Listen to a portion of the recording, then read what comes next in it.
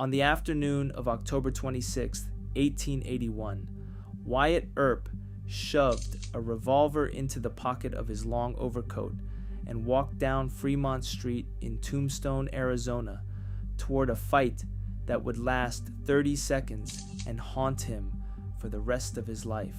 He wasn't the town marshal. That was his brother Virgil. He wasn't even a deputy at that point. He was a bartender and part-time gambler who had failed to win a local election and was making money on the side from mining claims and card games. But he had a gun in his coat, and in about 4 minutes, he was going to use it. If you've seen the 1993 movie Tombstone, you probably remember Kurt Russell pulling out a massive long-barreled Colt revolver and spinning it like a man born to carry the thing. That gun, the so-called Buntline Special, is one of the most famous firearms in American mythology. And it's also almost certainly a complete fabrication. And the real weapon Earp carried tells a story that Hollywood would never touch, because the truth about this man is uncomfortable in ways that no movie can fix. The gun Wyatt Earp most likely carried to the most famous gunfight in American history was a Smith & Wesson Model 3 American, chambered in .44 caliber with an 8-inch barrel. It was a break-top revolver, meaning the barrel hinged forward on a pin at the front of the frame.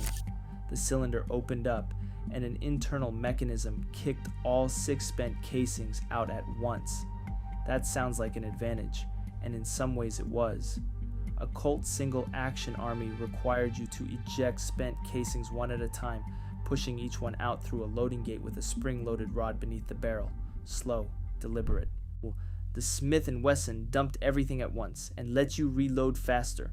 On paper, this made it the superior combat weapon, but the Smith & Wesson had a problem that mirrored the man carrying it. The break-top design was more complicated, more moving parts, more things that could fail. The barrel latch, the hinge pin, the ejector star, all of it needed to work in sequence. Drop a Colt single-action army in the dust and it would still fire. Drop a Smith & Wesson Model 3 hard enough and you might knock the barrel out of alignment with the cylinder. The Colt was a blunt instrument. The Smith & Wesson was a precision tool in a world that punished precision. And that matters because Wyatt Earp was a man who kept choosing precision in a world that kept punishing him for it. The Buntline Special, the gun you see in movies, was invented by a writer named Stuart Lake in a biography he published in 1931 called Wyatt Earp, Frontier Marshal.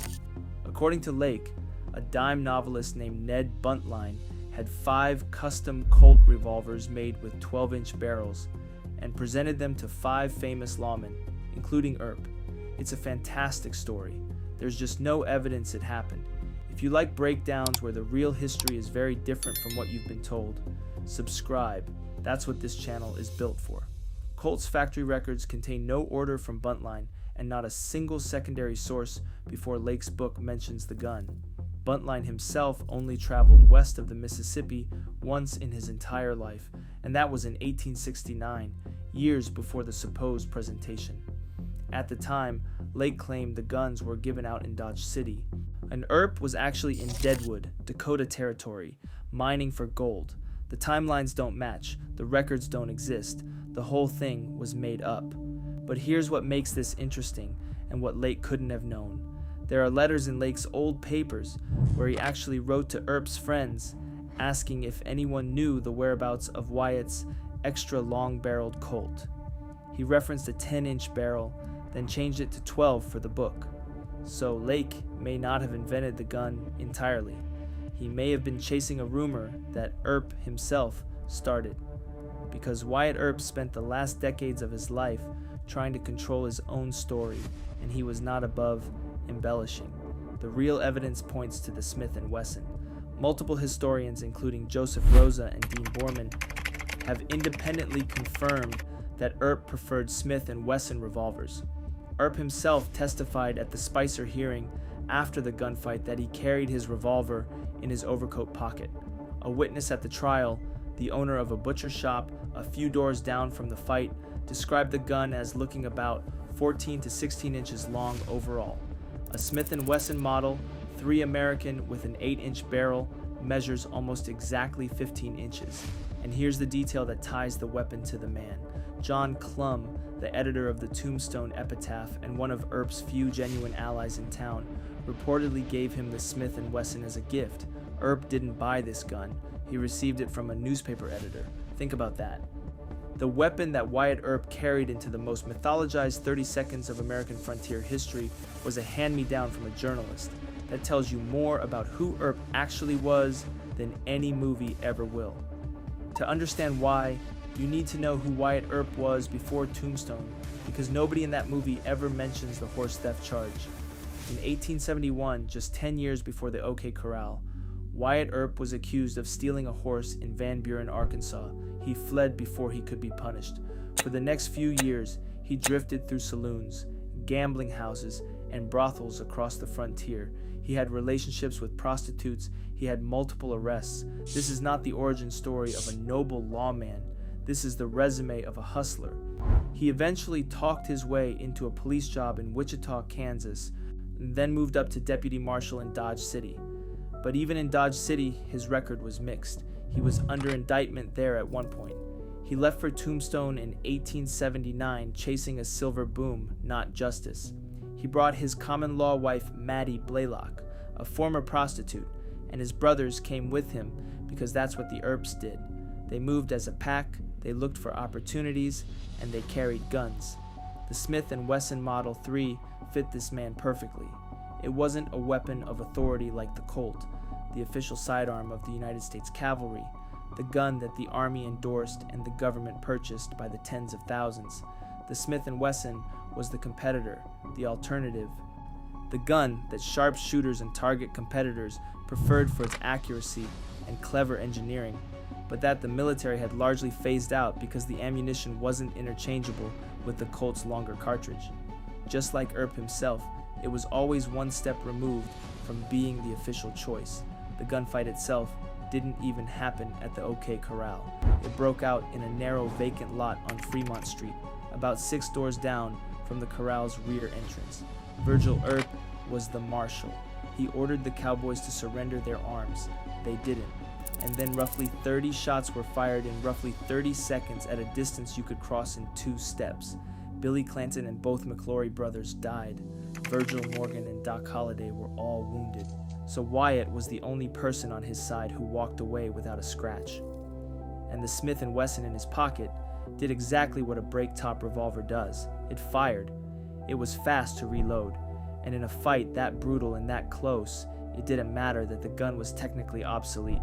At 10 feet, everything kills.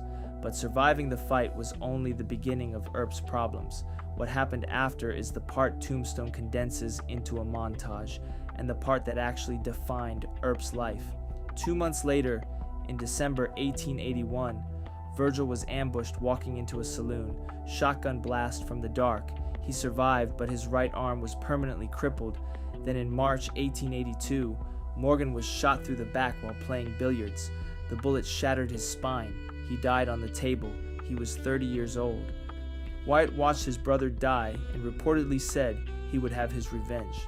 He killed Frank Stillwell at a train station in Tucson, telling his lawyer afterward that he let Stillwell have both barrels and had no regrets. Over the next several weeks, he and a posse that included Doc Holliday and his brother Warren hunted down and killed several more men they believed were responsible, including Curly Bill Brocious and a man called Indian Charlie Cruz. The Vendetta ride, as it came to be known, turned Wyatt Earp from a questionable lawman into a wanted fugitive. Warrants were issued for 5 members of the Earp party. Rather than return to Tombstone and face arrest, they rode out of Arizona entirely. Earp never went back. Consider what happened to the weapon during this period. The same revolver that had been a gift from a newspaper editor is carried in a coat pocket to a fight that lasted half a minute was now the primary tool of a revenge-killing spree across the Arizona desert. The Smith & Wesson Model 3 was designed for quick reloading. That break-top action, the one that was too fragile for military service on horseback, was perfect for a man riding into ambushes on dusty roads and needing to fire, crack the gun open, dump the brass, reload, and fire again. The gun's so-called weakness became its strength when the rules of engagement changed from military campaigns to close-range murder. That's the thing about both the gun and the man. They kept finding situations where their flaws became advantages, and their advantages became irrelevant. The same man who shoved an obsolete Smith and Wesson into his coat pocket for a 30-second fight spent the next 47 years running from what happened in those 30 seconds. If you're watching this because you love the mythology of the Old West, subscribe. I cover the real stories behind America's most famous legends every week. Now, the next chapter of Earp's life is where the story gets genuinely painful and where the gun becomes a mirror again. In 1896, 15 years after the OK Corral, Wyatt Earp was 48 years old and living in San Francisco. He had spent the intervening years drifting through Colorado, Idaho, and California, gambling, speculating in real estate, running saloons. He raced horses for a while. He joined a band of claim jumpers in Washington state, reportedly using a badge to do it. He made money and lost it and made it again in the way that frontier men did, always one scheme ahead of poverty. He was not wealthy. He was not famous in the way we think of him now.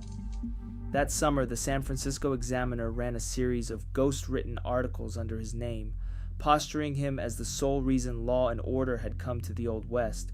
But outside of California and Arizona, most people had never heard of him. He was a regional figure with a checkered reputation and a desperate need to be seen as important. Then he got the chance to referee a major boxing match.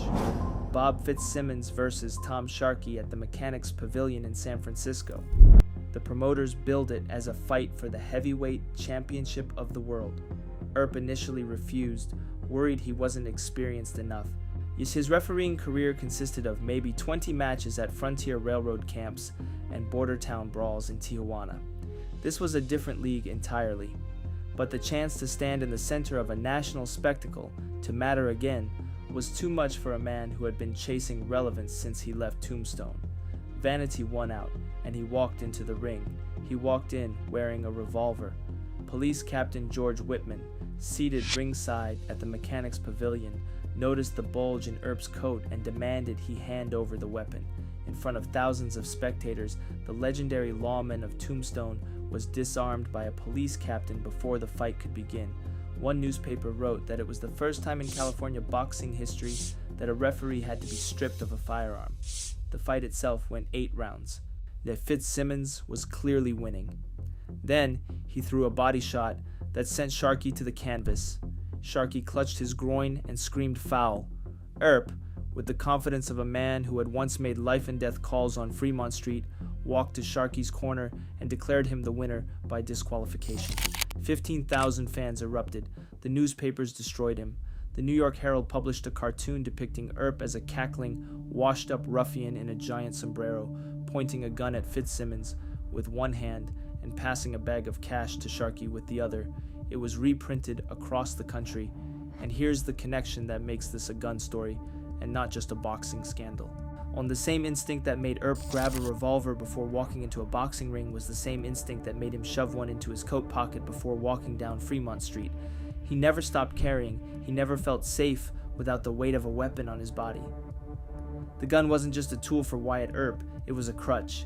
And like the obsolete Smith & Wesson he probably carried in 1881, the revolver he brought into the boxing ring in 1896 was outdated, unnecessary, and embarrassing.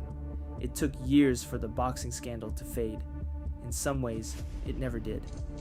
When Earp died in 1929, his Associated Press obituary gave as much space to the Sharkey fight as it did to the OK Corral. The last decades of Earp's life read like a slow deflation. He joined the Nome Gold Rush in 1899 and opened a saloon in Alaska that made an estimated $80,000. That money didn't last. His common-law wife Josephine had a gambling habit, and bad investments ate through whatever was left. By 1911, Earp was arrested for bunco steering, essentially running a confidence scam. He was 63 years old. He spent his final years in a small rented cottage in Los Angeles, working mining claims in the California desert and trying to convince Hollywood to tell his story. He befriended Western actors like Tom Mix and William S. Hart, consulting on early cowboy films, trying to parlay 30 Seconds of Violence from 1881 into something that would pay the rent. He couldn't find a publisher for his memoirs. He hired a man named John Flood to write them out as Earp dictated, but the manuscript was so poorly written that no publisher would touch it. Earp once wrote in a letter that notoriety had been the bane of his life. He said that in 1925, 4 years before he died. He was 77 years old, living in a rented bungalow, and he still couldn't outrun a 30-second gunfight that had happened when he was 33. The gun, wherever it was gone by then. Josephine reportedly dropped one of his revolvers over the side of a boat during a trip to Alaska. She also sold some of his possessions after his death, and there's evidence she may have bought items at pawn shops and resold them as authentic Earp memorabilia. The actual Smith & Wesson, if it was a Smith & Wesson, has never been definitively located. A Colt single-action army that descendants claim was carried in Tombstone sold at auction in 2014 for $225,000, but its serial number dates it to 1883, 2 years after the fight. Even the guns people sell in his name don't line up with the facts. Then Stuart Lake showed up. He convinced Earp to cooperate on a biography. Earp was hesitant, suspicious, but he needed the money and he wanted his story told on his terms. He worked with Lake for a short time before dying on January 13, 1929, at the age of 80, from complications of chronic cystitis. His last recorded words were reportedly just 2 fragments. He said, "Supposing," and then after a long pause, "Oh, well." His pallbearers were a strange mix of Old West survivors and Hollywood actors. John Clum was there, and the same man who may have given Earp the Smith & Wesson decades earlier. Tom Mix reportedly wept at the service. William S. Hart was a pallbearer too, the silent film cowboy star who had learned how to play a gunslinger from a man who had actually been one. 2 years later, Lake published Wyatt Earp, Frontier Marshal. He later admitted that many of the quotations attributed to Earp were invented. The book became a massive bestseller during the Great Depression, turning a complicated, flawed, sometimes criminal man into a frontier superhero, and it introduced the Buntline special to the American imagination. In the 1950s, television westerns like Gunsmoke and the life and legend of Wyatt Earp were pulling massive ratings. Colt saw an opportunity and began manufacturing a gun called the Buntline Special, a single-action army with a 12-inch barrel. They named it after the fictional weapon from Lake's fictional biography of a man whose real gun was probably made by their competitor. Colt manufactured a myth and sold it back to the public as history. The gun that defined Wyatt Earp in the popular imagination was built 70 years after the OK Corral, based on a story from a book full of fabrications, inspired by a man who died broke in a rented cottage in Los Angeles. So why does any of this matter? Because the real Wyatt Earp, the one who carried a hand-me-down Smith & Wesson in his coat pocket, is actually more interesting than the one Hollywood invented. The real Earp was a man who survived the most famous gunfight in the West without a scratch, watched 2 of his brothers get shot, went on a revenge-killing spree, fled the territory, refereed a fixed boxing match with a gun in his pocket, got conned by his own wife's gambling habit, and died trying to get someone, anyone, to tell his story the way he wanted it told. He never got that. Stuart Lake told the story Lake wanted to tell. Hollywood told the story audiences wanted to hear. And a gun company sold the story that made them money. The Smith & Wesson Model 3 was a revolver that worked perfectly well in a close-range fight, but was considered outdated and unreliable by the standards of its time. It was a precision instrument in a world that rewarded brute simplicity. It was given to Earp as a gift, not earned on a battlefield or purchased with blood money, and it has been almost entirely forgotten. I am replaced by a fictional Colt with a barrel so long it would have been nearly useless in the cramped lot on Fremont Street where the actual fight happened. Every gun carries the story of the person who pulled the trigger, And the real gun of Wyatt Earp tells the story of a man who spent his whole life trying to be something the world wouldn't let him become. Not a hero, not a villain, just someone who wanted to be remembered accurately. He failed at that too. If you want to see how another American legend's real weapon tells a completely different story than the myth, that video is on screen now. Subscribe so you don't miss it.